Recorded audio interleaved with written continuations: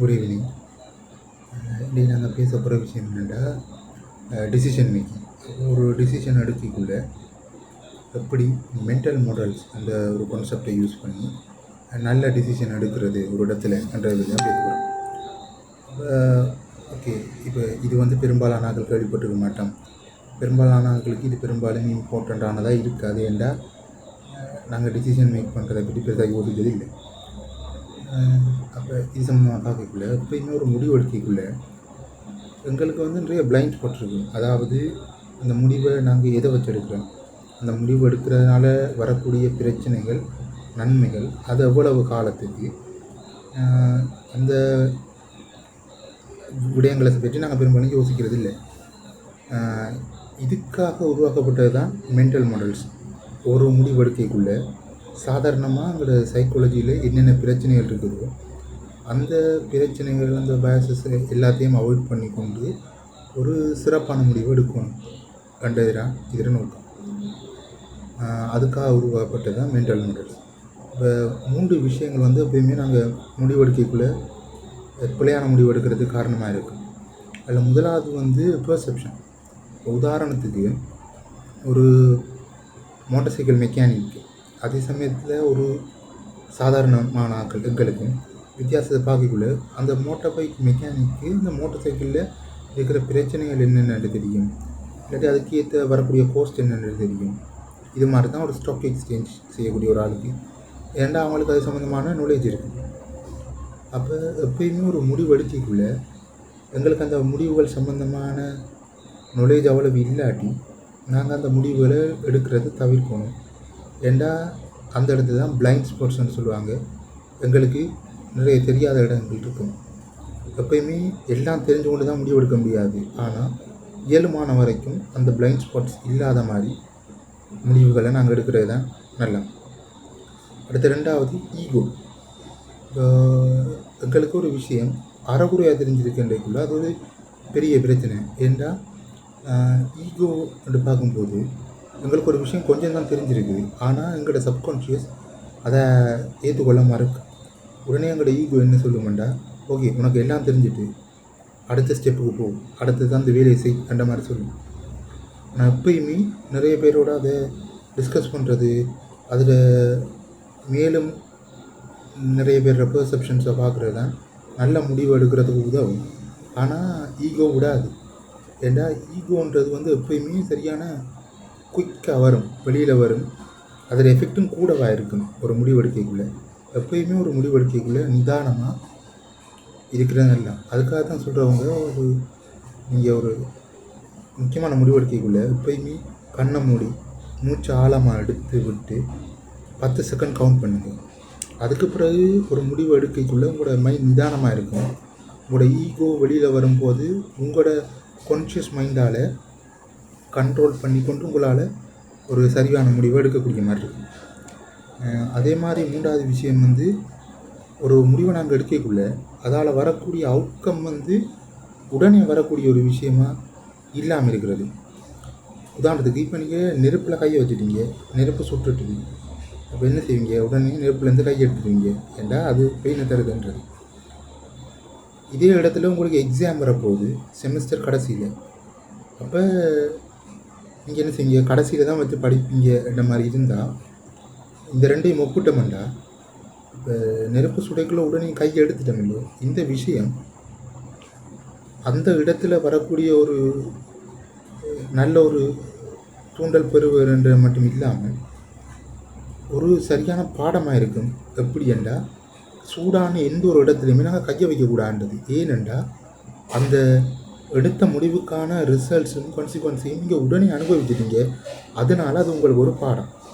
ஆனால் இதே எக்ஸாமில் வந்து நீங்கள் படிக்காமல் இன்றைக்கு விட்டுட்டீங்க, அதில் விளைவு 2 மாதத்துக்கு பிறகு தான் நீங்கள் எக்ஸாமில் ஃபெயிலாக போகிறீங்கன்ற உங்களுக்கு அதில் விளைவு தெரியாதனால உங்களுக்கு அடுத்த 3 நாளைக்கும் அதே பிழையை விடுவீங்க, அதுக்கடுத்த நாளும் அதே பிழையை விடுவோம். ஸோ இதுவும் நாங்கள் பிழையான முடிவு எடுக்கிறதுக்கு ஒரு காரணம். இதே எல்லாத்தையும் விட்டுட்டு ஒரு சரியான முடிவை எப்படி எடுக்கணும் என்ற வரைக்குள்ள அதில் நிறைய விஷயங்கள் இருக்குது. முதலாவது சர்க்கிள் ஆஃப் காம்பிடென்சி என்ற விஷயத்தை தெரிஞ்சு கொள்ளும். அதாவது உங்களுக்கு என்னென்ன விஷயம் தெரியும், என்னென்ன விஷயம் தெரியாது, என்னென்ன விஷயம் கொஞ்சம் தெரிய மாட்டேன். இப்போ உதாரணத்துக்கு உங்களுக்கு ஒரு விஷயம் நல்ல எக்ஸ்பர்டைஸ், அதில் இன் அண்ட் அவுட் எல்லாம் தெரிஞ்சிருக்குதுண்டா நீங்கள் அதில் ஒரு சரியான முடிவு எடுக்கக்கூடிய மாதிரி இருக்கும். இதே சமயத்தில் அறகுறையாக இருக்குமெண்டா அங்கே பெரிய பிரச்சனை வரும். என்னென்னா இந்த ஈகோன்ற ஒரு விஷயம் பிரச்சனையாக இருக்கும். அதனால் நீங்கள் எடுக்கிற முடிவுகள் பிள்ளையாக போகும். இப்போ இதனை ஒப்பிட்டு சொல்லணும்னா, இப்போ ஒரு ஊரில் பிறந்தலே இருந்து வாழ்ந்த ஒரு ஆள் ஒரு பிஸ்னஸ் தொடங்குறதுக்கும் வெளியிலிருந்து வர்ற ஒரு ஆள் பிஸ்னஸ் தொடங்குறதையும் நாங்கள் ஒப்பிட்டு பார்க்கலாம். இப்போ ஒரு ஊர்லேயே பிறந்து வளர்ந்த ஒரு ஆள் பிஸ்னஸ் தொடங்கும்போது அவருக்கு அந்த ஊரில் எந்த காலத்தில் மழை வரும், எந்த காலத்தில் வெள்ளம் வரும், அங்கே இருக்க டேக்ஸஸ் என்னென்ன, பர்டிகுலரான ரூல்ஸ் எல்லாம் வந்து சப்கான்ஷியஸாகவே பிறப்பிலேருந்து அவர் லேர்ன் பண்ணியிருக்கார். ஆனால் புதுசாக வந்த ஒரு ஆள் குறிப்பிட்ட அந்த பிஸ்னஸ் சம்மந்தமான ஆக்களை மட்டும் பார்ப்பேன். அதே சமயத்தில் வந்து வேறு அந்த ஒரு மீயரை பார்த்து கதைப்பேர். இப்படி அந்த விஷயம் சம்மந்தமான ஆக்களை பற்றி கேட்குறனால தன்னோட நாலேஜை கொஞ்சம் தெரிஞ்சு கொண்டு அந்த தொழிலில் இறங்குவார். ஆனால் அதை இன்னொரு பெரிய டிஸ்கஸ் செய்கிறீர் இல்லைன்னு வச்சுக்கொள்வோம். ரெண்டா அவர் அந்த விடயத்தில் தோக்குறதுக்கான சாத்தியக்கூறு அதிகமாக இருக்குது. ஏனெண்டா அவருக்கு அது சம்மந்தமான எல்லா பிளைண்ட் ஸ்பாட்டும் வந்து கிளியர் ஆகாமல் இருக்குது. ஸோ இதான ஒரு சர்க்கிள் ஆஃப் காம்பிடன்சியில் நல்லா தெரிஞ்ச ஒரு ஆளுக்கு நீங்கள் அந்த காம்பிடன்சியில் எவ்வளோ பெரியாக போகிறீங்களோ அந்தளவுக்கு உங்களுக்கு இடையான கேப்ஸும் உங்களோட ஈகோவும் நிறைய பிரச்சனையும் உருவாகும். அப்போ எப்பயுமே இந்த மாதிரியான சுச்சுவேஷனில் என்ன செய்யணும்னா, நீங்கள் ஒரு எக்ஸ்பர்டைஸ்ட்டை நீங்கள் ஐடியா கேட்கணும். கேட்கக்குள்ள என்ன மாதிரியான கேள்வி கேட்பீங்க? இப்போ உதாரணத்துக்கு ஒரு ஸ்டாக் இன்வெஸ்ட்மெண்ட் செய்ய போகிறீங்கன்னா, நான் அப்படி ஒரு இன்வெஸ்ட்மெண்ட் செய்ய போகிறேன், பண்ணலாமா கூடாதா எடுக்கக்கூடாது, எப்படி பண்ணலாம், என்ன செய்யலாம் என்ற மாதிரியான கேள்விகளை கேட்டுக்கொண்டு நீங்கள் ஒவ்வொரு முறையும் செல்ஃப் எவாலுவேஷன் போகணும். நீங்கள் முதலாவது நீங்கள் எடுத்த முடிவால் வரக்கூடிய விளைவுகளை பார்த்துக்கொண்டு அதை செயல்படுத்துனீங்க. அதை எப்பயுமே ஜேர்னல் பண்ணணும். இன்றைக்கி நான் என்ன செஞ்சேன், அதால் வந்த பிரச்சனை என்ன, இதை நான் வேறு எப்படி செஞ்சுருக்கலாம், அப்படி செய்கிறதால என்னென்ன பிரச்சனை வரும், இந்த மாதிரியான விஷயங்களும் ஒவ்வொரு நாளும் ஒரு டைரியில் ஜேர்னல் பண்ணணும். இப்படி பண்ணுறதால என்ன செய்யலாம்டா, நீங்கள் கண்டினியூஸாக என்ன செய்வீங்க, இம்ப்ரூவ் ஆகிட்டு போவீங்க அந்த பர்டிகுலர் ஃபீல்டு. இது ஒரு முக்கியமான விஷயம்.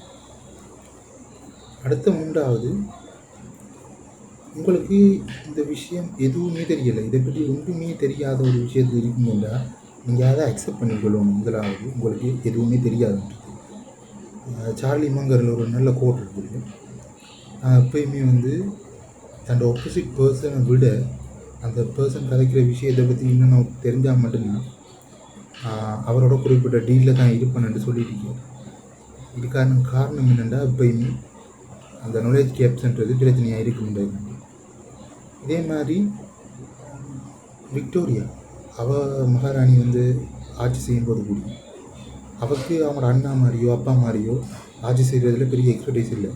பட் அவள் என்ன செஞ்சாண்டா, அவருக்குள்ள ஒரு நல்ல கவுன்சிலை வைக்க போகிறேன்னுட்டு அவரோட ஃபர்ஸ்ட் ஸ்பீச்சிலே சொன்ன மாதிரியே ஒரு நல்ல கவுன்சிலை வச்சு அதில் கொஞ்சம் பேரை மட்டும் வச்சு நிறைய பேரை வைக்காமல், ஏன்டா நிறைய பேர் கருத்து சொன்னாங்கண்டா ஒரு சரியான முடிவு எடுக்கலை. Either you have to decide or discuss. அதன்படி அவள் சரியான முடிவுகள் எடுத்துக்கொண்டு நாடு ஃபுல்லாக ஆட்சி செஞ்சான்றது உங்களுக்கு தெரியும். ஸோ இதுதான் சர்க்கிள் ஆஃப் காம்பிடன்சி. இது மாதிரி இனி வரக்கூடிய வீடியோஸில் ஒரு டிசிஷன் மேக்கிங் சம்மந்தமான விஷயங்களை பற்றி பார்ப்போம். தேங்க்யூ.